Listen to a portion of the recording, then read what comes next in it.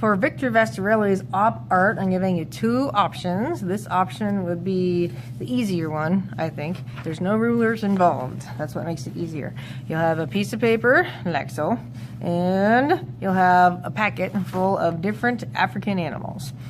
And your first task is to draw the contour of the animal, and we're just focusing on the head and maybe the shoulder area. Okay, we don't want a head floating in outer space, not attached to anything. You start with a generic shape, like I know his head is shaped something like that.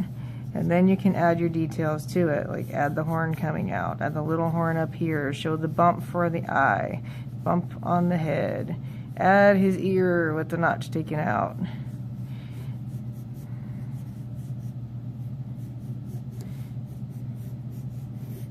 So that is another option where you can sketch out the general shape and then erase the stuff that you don't need. Just make sure you draw really, really lightly so we don't have all these lines showing up on our paper later.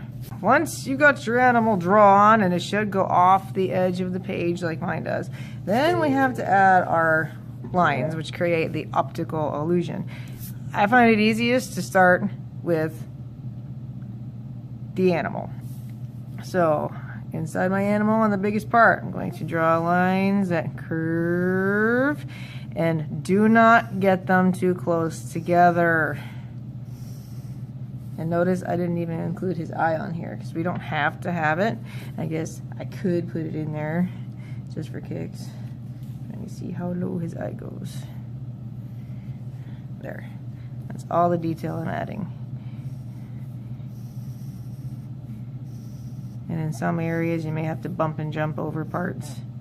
Just make sure it curves the same way across your whole animal. Don't get them any closer than what I have here. These are about 1/2 inch apart. Then your background does the opposite. Mine are all curving to the left, so my background, it needs to curve towards the right.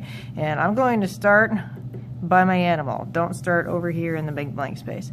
So this curves left, this curves right.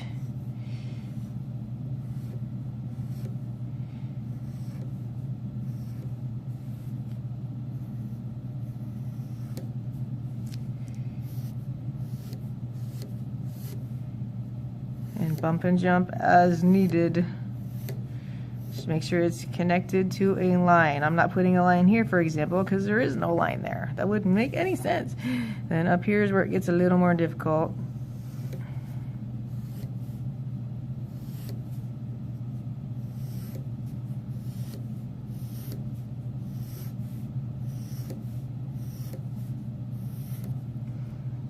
And then in this blank space, I'm going to try to make it kind of match the rest. So it's filled in. All my lines are about 1/2 inch to 1/4 inch apart. And animal goes one way, background goes the opposite. This is as far as you're going to get for now, and then we'll add the color later.